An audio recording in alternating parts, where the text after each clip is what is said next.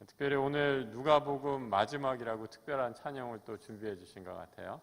우리 반주자, 우리 또 지휘자 문건사님, 또 소영자매, 또 모든 미리암 찬양대 모든 분들 한번 감사와 영광의 박수 한번 부탁드리겠습니다. 고맙습니다. 감사합니다. 오늘은 누가복음 이제 마지막 시간이 되겠습니다. 오늘까지 제가 보니까 2017년 2월부터 시작을 했어요, 누가복음을. 그래서 총 43번에 걸쳐서 24장, 23장 몇 번 약간 좀 건너뛰었는데 중복되는 예전에 다른 곳에서 했던 말씀들 몇 개 이제 건너뛰고 오늘로 해서 총 한 1년 반 정도 해서 누가복음이 다 마무리하게 됩니다. 우리 함께 해주신 모든 분들에게 감사하고요. 우리 누가복음을 이제 마무리하면서 제일 처음에 무슨 설교 제목을 했는지 기억나시는 분 있으세요? 아무도 없으시죠? 저도 기억 못했어요. 그래서 저도 파일을 찾아봤는데 붓을 든 이유라는 제목으로 제가 누가복음을 시작을 했습니다. 이 누가복음에 참 여러 가지 귀한 말씀들이 있어요. 그래서 누가복음의 제목, 주제들을 이렇게 뽑아보는데 이 누가복음의 주제들 가운데 한 가지가 어떤 특징이 있는가? 이 누가복음은 특별히 소외된 자를 위한 복음이다라고 이렇게 얘기를 해요. 그 당시 사회에서 버려진 사람들, 아무런 힘이 없던 사람들을 위해서 생명의 복음의 말씀을 전한 그런 소외된 자들을 위한 복음이다라는 거죠. 그럼 소외되었다, 사회학적인 용어이긴 하지만 쉽게 말해서 병든 자들, 사회에서 아주 제대로 취급을 받지 못했던 자들, 또 여러 가지 삶의 어려움으로 인간다운 삶을 대접을 받지 못하는 사람들을 예수께서 찾아와 주셔서 고쳐주시고 낫게 해주시고 회복해 주시는 이야기로 누가복음은 아주 가득 차 있습니다. 또 하나 이 누가복음의 특징은 특별히 여성들을 위한 복음이다라고 이렇게 말씀을 드렸어요. 그래서 이 누가복음의 여러 본문이 이 여성 신학자들이 아주 좋아하는 본문입니다. 우리 세계적으로 유명한 신학자인 피오렌자라는 신학학자가 있는데 이 누가복음의 많은 본문을 통해서 이 그녀를 기억하며라는 아주 멋진 신약 성경 주석서를 또 쓴 바가 있어요. 그래서 이 누가복음은 특별히 그 당시 가부장적인 사회에서 여성들의 예수를 따르는 모습을 아주 잘 그려주고 있습니다. 제가 그냥 얘기하는 게 아니라 이 성경에 그런 모습들이 있기 때문이죠. 누가복음이 여성을 소중히 다룬다라는 걸 어떻게 우리가 기억하고 있는가? 다른 성경에서에 비해서 여성들의 이름이 아주 많이 드러나고 있어요. 이 마리아 찬가라든지 엘리사벳의 찬가라든지 이 여성 제자의 이름까지 이렇게 기록을 한 성경이 사실 그렇게 많지 않거든요. 그런데 누가복음은 여성으로서 예수 그리스도를 따르는 여성 제자의 이름을 아주 그대로 잘 드러내 놓고 있습니다. 그리고 또 이 바리새인 시몬의 집에 기름을 부은 여인의 기사라든지 또 나인성 과부의 이야기라든지 이런 많은 이야기들이 누가복음에서만 찾을 수 있는 예수를 쫓았던 여성들의 아름다운 신앙의 이야기다라고 이렇게 말씀드릴 수 있습니다. 또 하나 누가복음에 있던 특징적인 주제를 하나 뽑으라면 뭘 뽑고 싶으세요? 이 기도의 복음이었다라는 것을 말씀드렸죠. 이 누가복음은 특별히 기도에 대해서 강조를 하고 있습니다. 그러면 기도, 신앙생활의 아주 핵심이지 않습니까? 그런데 이 누가는 특별히 바리새인들의 껍질뿐이고 위선적인 그런 기도에 대조적으로 참된 기도가 무엇인가라는 것을 누가복음 곳곳에서 가르쳐 주고 계십니다. 그리고 이 기도를 통해서 이 세상의 악과 대항해서 싸우는 법을 가르쳐 주시고요. 이 기도를 통해서 이 세상에 하나님 나라가 어떻게 이루어지는지를 가르쳐 주고 계신다라고 말씀드릴 수 있어요. 그래서 이 기도하지 않고서는 하나님의 뜻을 제대로 파악할 수 없고 기도하지 않고서는 하나님의 뜻이 내 삶 가운데 이루어질 수 없다라는 것을 거듭거듭 가르쳐 주고 있습니다. 이 기도하는 하나님의 제자들, 하나님 나라의 제자들과 기도하지 않는 사람들의 모습이 대비적으로 그려지면서 이 기도하지 않는 사람들의 모습, 세상에 재물을 쫓는 사람들의 모습, 재물로 자신의 권세로 이 세상의 것을 추구하다 사는 사람들이 멸망의 자리에 이르는 모습들을 아주 극단적으로 대비해주는 복음이 바로 누가복음입니다. 그래서 여러분, 우리가 오늘 이제 누가복음을 마무리했잖아요. 그러면 이제 우리 신앙생활에 영적인 삶에 이제 변화가 있어야 합니다. 우리 주변에 있는 어려운 이웃들, 우리 삶에서 소외된 자들에 대한 각별한 마음을 갖는 그런 마음들이 우리 마음에 생겨야 되고요. 또 우리 내면의 영적인 변화, 특별히 이제 기도의 삶이 변화되는 그러한 영적인 변화가 있어야 됩니다. 그런 변화가 있으신가요?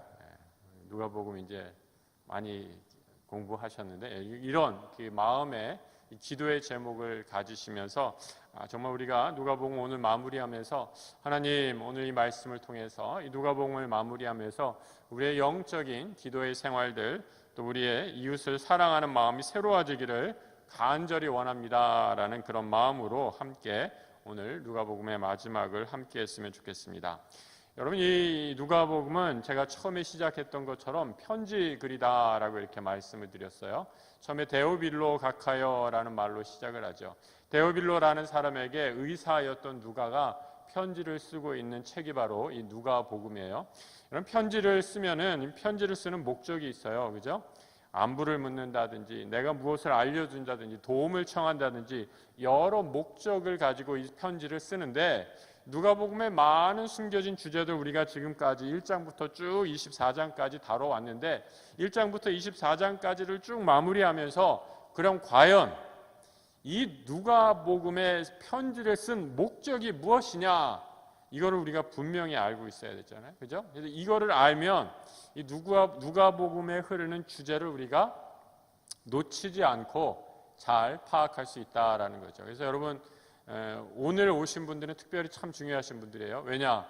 오늘 오신 분들은 마지막 결론을 보시는 분들이니까 이 편지의 결론이 무엇인지를 알고 가면 이 편지 내가 뭐 다 오늘 1년 한 3개월 동안 다 참석하지 못하셨다 할지라도 누가가 말하고 있는 이 누가복음의 핵심 내용을 잘 기억하고 가시는 것이다 라고 이렇게 생각할 수 있습니다. 그러니까 잘 들어주시기 부탁을 드립니다. 이 편지에 누가가 이 편지를 쓴 내용을 세 가지로 정리하면요, 한 세 가지 정도 주제를 우리가 찾을 수가 있습니다. 그것은 뭐냐면 첫 번째로 한번 따라해 보세요. 약속의 성취인 예수 그리스도. 약속의 성취인 예수 그리스도. 예수 그리스도는 구약 때부터 이루어진 약속이 이루어지신 그 약속의 성취로서 이 땅에 오셨다라는 것을 누가복음이 지금까지 누가가 기록하고자 했던 그 핵심 내용이었다라는 거죠. 두 번째로 위임 명령. 따라해 보세요. 위임 명령. 위임 명령은 뭐예요? Great Commission이라고 얘기하죠.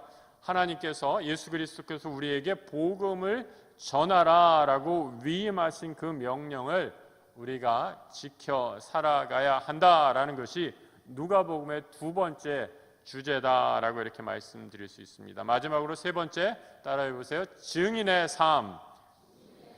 이 증인의 삶이 우리 누가복음이 저자들, 이 누가복음의 누가라는 저자가 이 독자들에게 내가 이 편지를 쓴 목적이 바로 이 세 가지다라는 거죠.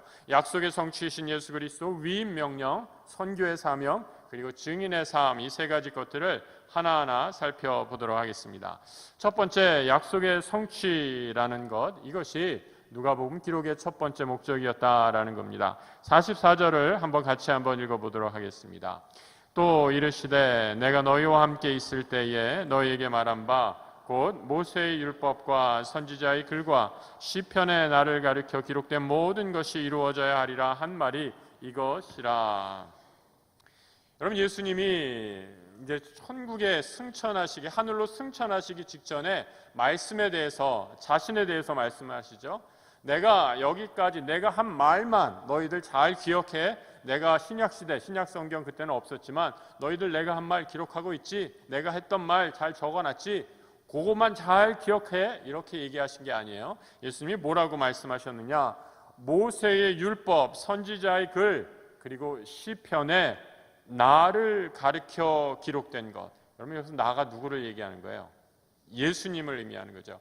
예수님을 향하여 기록된 것이 이루어지겠다. 이것을, 이 약속의 성취가, 구약 때부터 말씀한 그 예언의 성취가 이제 이루어진 것을 너희가 기억하라 라고 이렇게 말씀하는 거죠. 여러분 우리가 성경 구약 30 몇 권이에요? 9권, 신약 27권, 총 66권의 책인데 이 성경은 여러분 참 신기한 책이에요. 어떤 책이냐? 성경이 저자, 모든 저자를 다 세어를 보면 한 몇 명 정도 되는지 아세요? 저자 불명의 작자 미상의 이런 작가들을 다 포함해서 대략 한 40명 정도의 이 저자가 이 성경의 기록에 함께 참여하고 있고요. 성경이 기록된 그 시간이 무려 1600년 동안에 기록된 말씀이에요. 여러분 세상에 이런 책이 없어요. 40여 명의 각각 시대와 연대가 다른 수많은 사람들이 1600여 년 동안에 기록된 것. 그런데 더 신기한 것은 무엇이냐? 이 수천 년 동안 거의 2000년, 3000년 동안 지내 내려오면서 이 성경의 각 내용들이 하나의 일관성을 갖고 오늘날 우리에게 전해져 내려온다라는 것.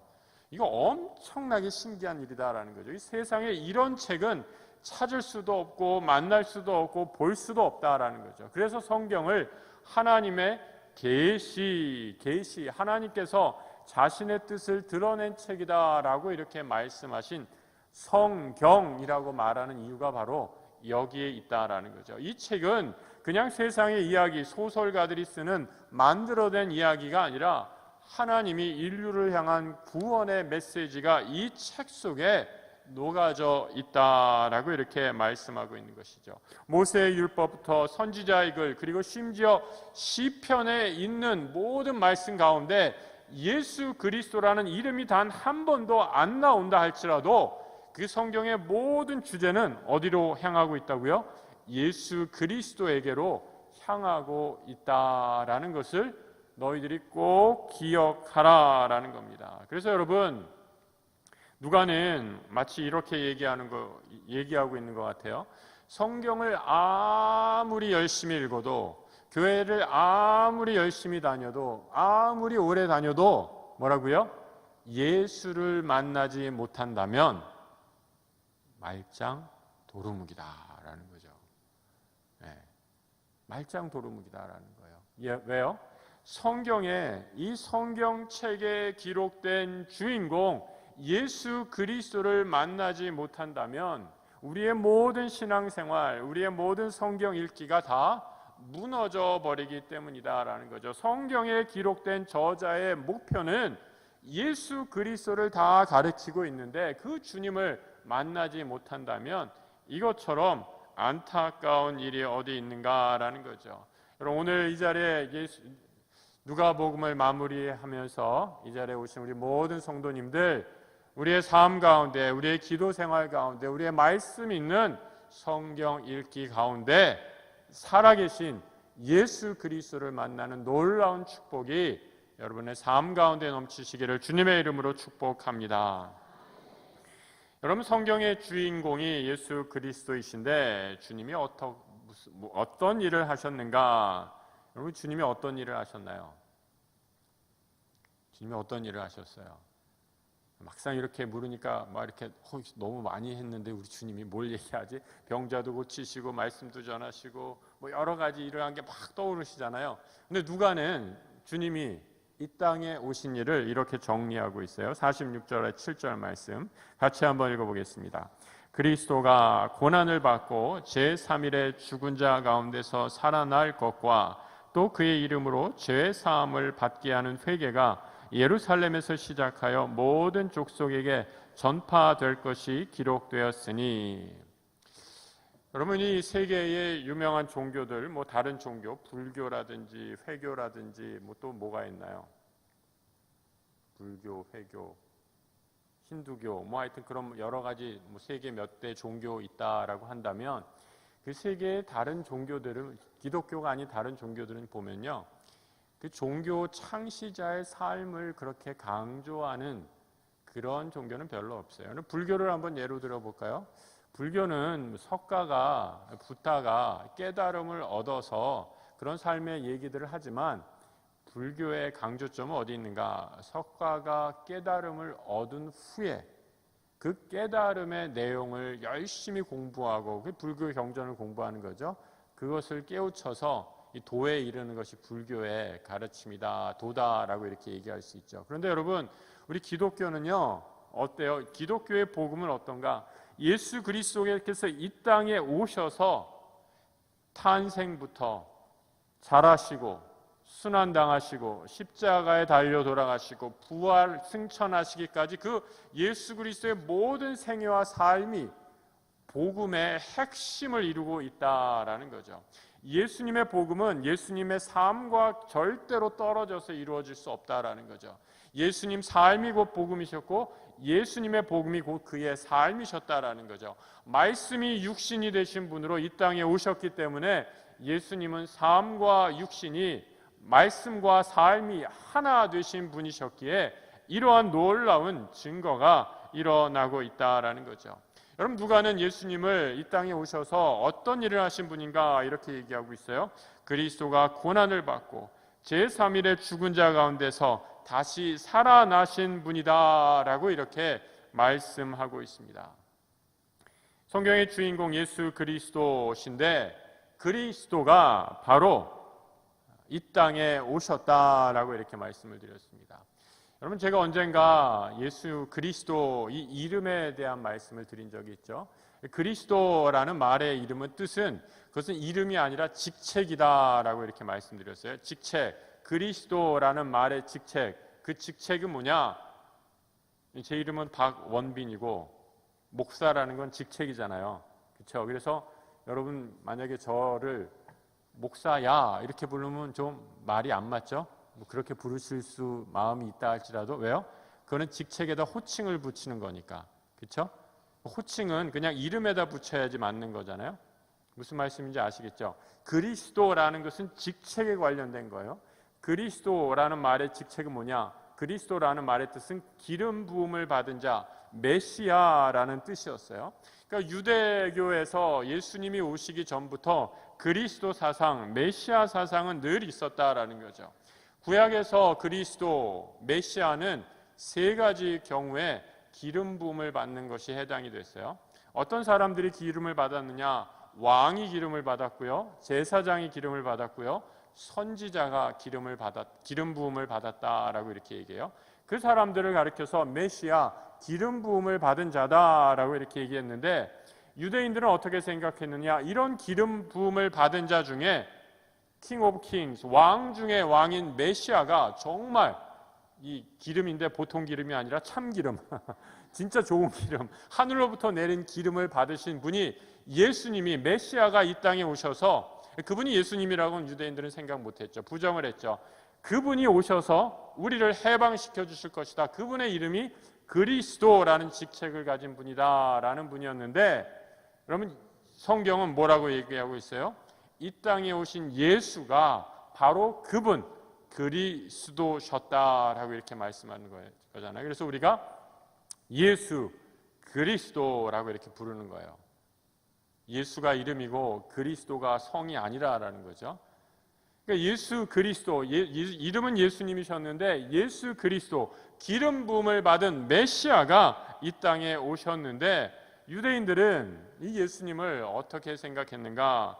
그럼 유대인들은 예수님이 고난을 받는다라는 것은 전혀 이해를 하지 못했어요. 여러분, 어떻게 기름 부음을 받으시고 왕 중에 왕으로 오시는 분이, 기름을 부은 분이, 왕으로 오시는 분이 어떻게 고난의 자리에 처할 수 있는가? 이것은 유대인들이 생각할 수도 없는 그런 일이었다라는 거죠. 그런데 이런 모든 유대인들의 기대와 생각을 뛰어넘으셔서 하나님께서 기름 부으신 왕이요 제사장이요 선지자이신 참된 메시아가 인류의 구원을 위해 죄를 사해 주시기 위해 십자가에 달려 돌아가시고 우리를 구원해 주셨다라는 거죠.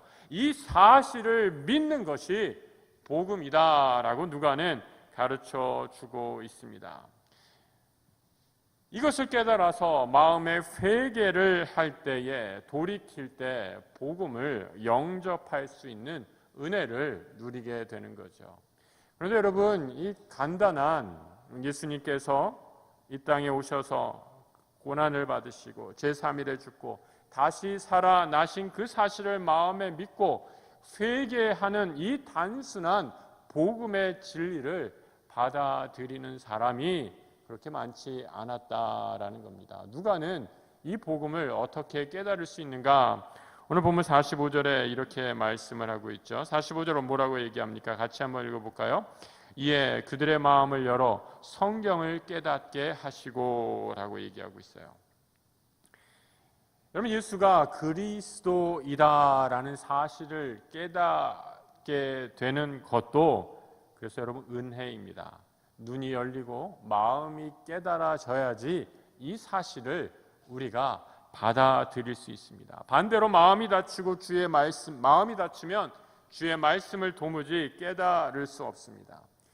여러분, 예수님을 제자들이 3년을 열심히 쫓아다녔어요. 열심히 예수님의 말씀에 뭔가 있나 보다. 그리고 예수님이 병을 고치시니까 저분이 뭔가 특별한 무엇인가 있나 보다. 저분이 정말 우리가 생각하는 메시아일 수도 있겠다라고 생각하면서 예수님을 열심히 쫓아다녔죠. 그런데 제자들이 본 메시아는, 그들이 생각하는 메시아는 하나님께서 이 땅에 보내신 예수 그리스도, 메시아이신 예수 그리스도와는 좀 차이가 있었죠. 제자들은 세상의 왕으로 오시는 예수님을 원했지만 예수님은 이 땅에 오셔서 섬김의 왕으로 오셔서 자기를 인류의 구원을 위해 십자가에 달려 돌아가신 건 아닙니까? 이 사실을 제자들이 안 게 언제였어요? 언제 이를 깨닫게 됩니까? 예수님이 십자가에 달려 돌아가시고 다시 부활하시고 나서야 그들의 눈이 열리고 마음이 열려서 깨닫게 되었다라는 겁니다. 여러분, 그래서 구원의 복음은, 우리의 믿음은 하나님께서, 이것은 이제 신학적으로는 성령의 조명이다라고 얘기해요.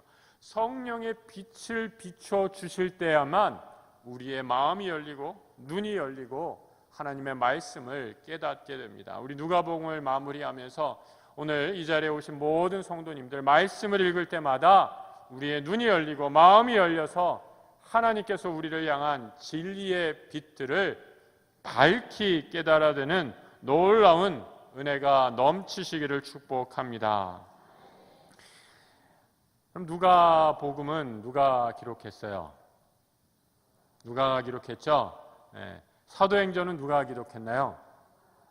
사도행전도 누가가 기록을 했어요. 그래서 이 영미권에서는 누가 사도를 루크/하고 액츠 이렇게 써요. 그러니까 누가와 사도행전을 다 한 책으로, 한 묶음으로 본다라는 거죠. 이 누가가 역시 기록한 사도행전에서는 예수의 고난의 의미를 한 가지 더 추가를 하고 있습니다. 사도행전 20장 28절에 이렇게 얘기하고 있어요. 우리 같이 한번 읽어보겠습니다. 여러분은 자기를 위하여 또는 온 양떼를 위하여 삼가라. 성령이 그들 가운데 여러분을 감독자로 삼고 하나님이 자기 피로 사신 교회를 보살피게 하셨느니라.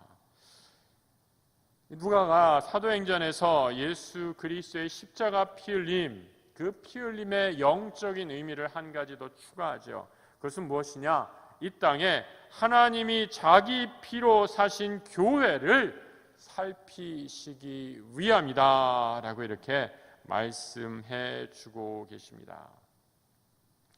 여러분, 이 구절을 읽을 때마다 가슴이 뛰게 돼요. 여러분, 교회는 어떤 곳인가? 교회는 무엇인가? 교회의 정의는 무엇인가? 누가는 이렇게 정의를 하고 있어요.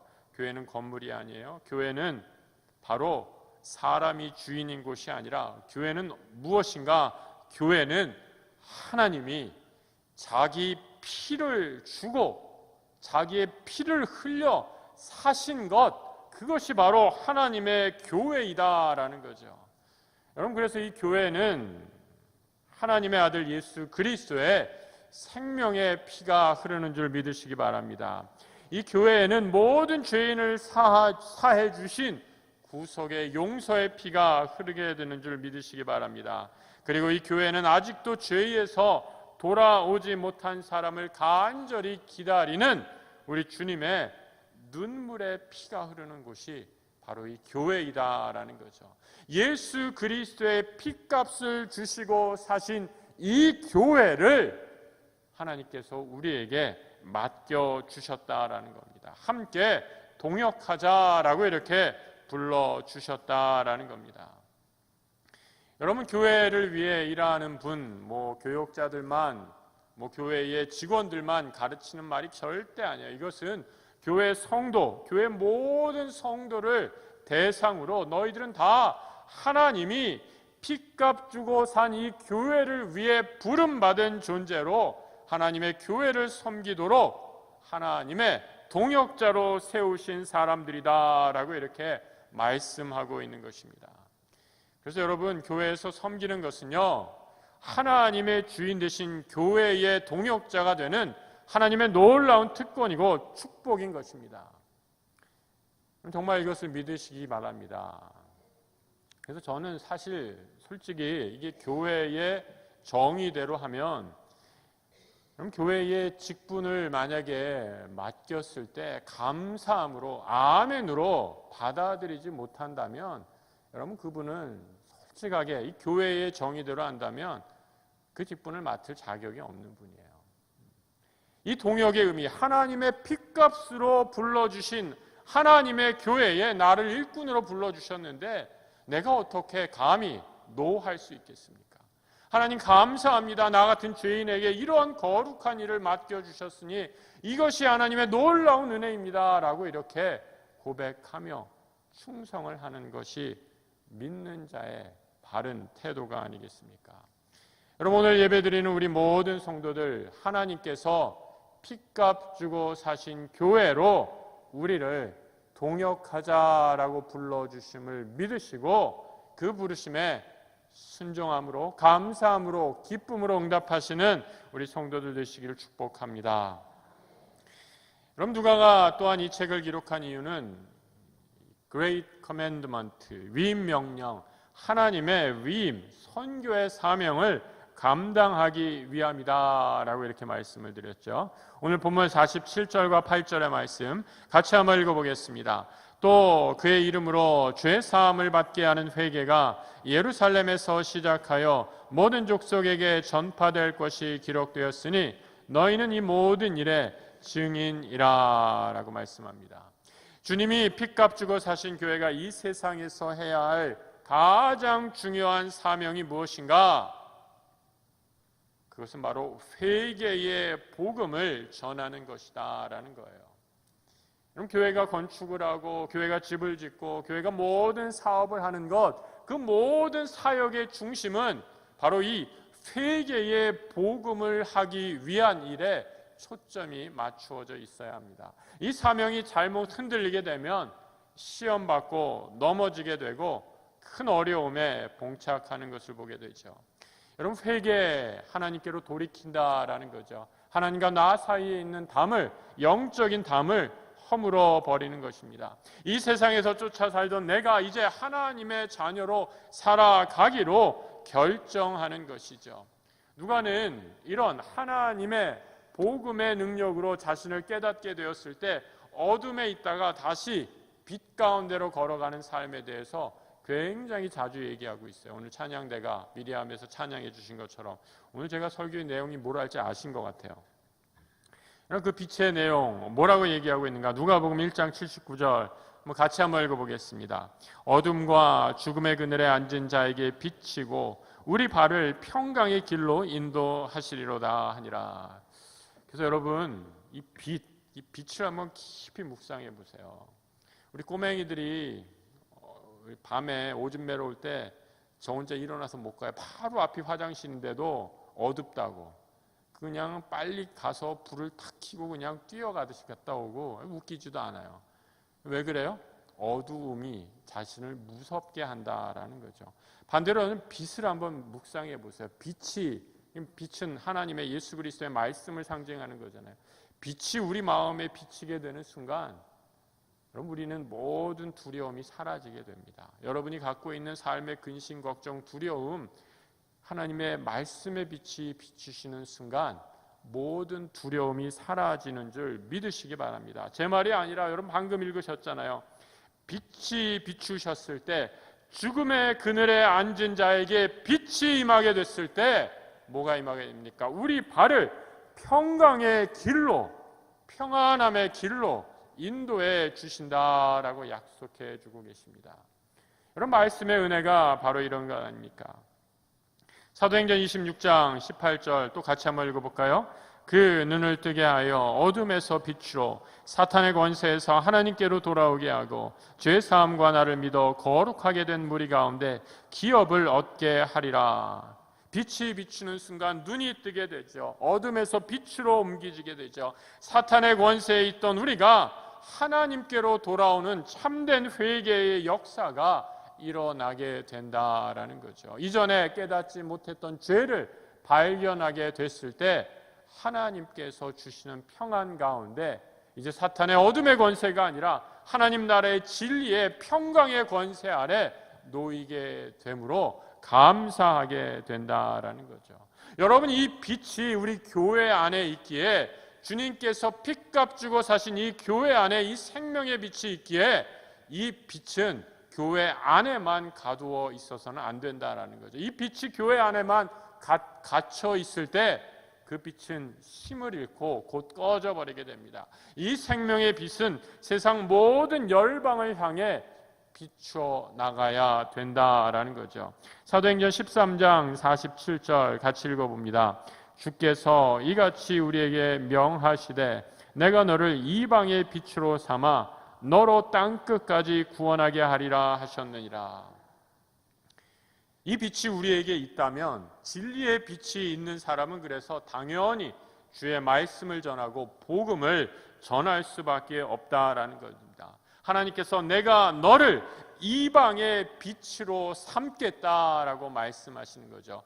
너희가 이 빛 안에 참되게 거하고 있다면, 빛이 아니라 빛이에요. 이 받침 하나 빠지면 큰일 나죠. 남이라는 글자에 받침 하나 빠지면 님이 되고 이러잖아요. 그럼 뭐 노래도 있던데 무슨 노래인지 아시나요? 님이라는 글자에 받침, 뭐 제가 생각이 안 나네. 갑자기 생각이 나죠. 여러분, 빛이 아니라 빛입니다. 이 빛이 우리 가운데 임하게 될 때 우리가 이방에 가 복음을 전하는 그 귀한 거룩한 사명에 쓰임 받게 된다라는 거죠. 누가복음 2장 30절 또 같이 한번 읽어봅니다. 내 눈이 주의 구원을 보았사오니 이는 만민 앞에 예비하신 것이요 이방을 비추는 빛이요 주의 백성 이스라엘의 영광이니라. 여러분, 그 빛을 전하고 전할 때 이것이 하나님 앞에서 영광이 된다라는 거죠. 왜요? 그 빛 가운데 하나님의 영광이 깃들여 있기 때문이죠. 그래서 여러분, 성경 가운데 이 생명의 복음을 전하는 것이야말로 놀라운 구원의 복음이다라고 이렇게 얘기합니다. 우리 교회에서 누구라고 말씀드릴 수는 없지만 우리 전도 참 열심히 하시잖아요. 우리 권사님들, 집사님들 전도하시는 분들 보면요, 이 빛 가운데 거하는 능력의 삶이 어떤 분인지 너무나 잘 알고 계시는 분이에요. 빛을 전하면 전할수록 이 빛이 타올라서 점점 더 작은 촛불에서 시작한 불이 점점 더 타올라 불꽃과 같은 열정으로, 나를 삼키듯이 뜨거운 열정으로 이 복음을 전하게 되는 것이죠. 그래서 만나기만 하면, 누구와 대화만 하면 이 복음을 전하지 않고서는 견딜 수가 없어서 하나님 나라의 복음을 그 증거자로 살아가게 된다라는 겁니다. 주의 말씀의 빛이 우리 성도들에게 충만하시기를 축복합니다. 누가가 자신의 편지를 기록한 마지막 이유, 여러분, 그것은 바로 예수 그리스도 바로 증인된 삶을 살기 위함이다라는 것입니다. 우리 48절 말씀 우리 같이 한번 읽어보겠습니다. 너희는 이 모든 일의 증인이라 라고 말씀하죠. 이 증인이다, 마르테스라는 말, 그럼 이 증인, 그냥 간단하게 사전적인 의미는 본 것을 이렇게 내가 본 대로 얘기하는 사람이다 라고 이렇게 얘기하지만, 여러분 이 증인이라는 말은 굉장히 법적인 용어예요. 그리고 이 법적인 증인의 이 말에는 위증을 할 때는 거기에 대한 책임도 감수해야 된다라는 것을 내포하고 있는 단어죠. 심지어 죽음까지도 내가 본 것, 내가 깨달은 것에 대해서 책임을 지겠다라는 말이죠. 그래서 누가복음에서 바로 이어지는 이제 누가복음 지나서 이제 누가가 또 기록한 사도행전으로 이렇게 이어지면, 누가가 복음을 얘기했다면 이제 사도행전은 증인의 역사로 바로 이어지는 것을 보게 됩니다. 복음을 전하다가 이 복음이 어떻게 이 증인들 가운데서 펼쳐지는지라고 이렇게 사도행전을 통해서 그대로 그려지고 있죠.